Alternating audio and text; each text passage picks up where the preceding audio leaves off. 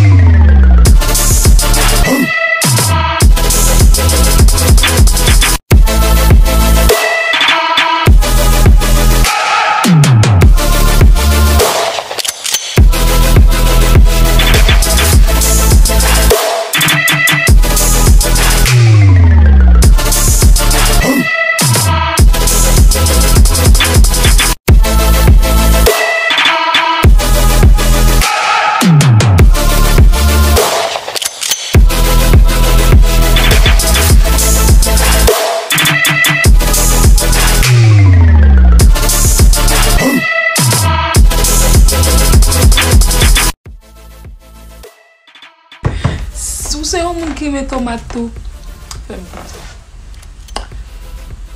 Se você me toma tu, já vem. Fica aqui embaixo com o teu. Ok, bye bye.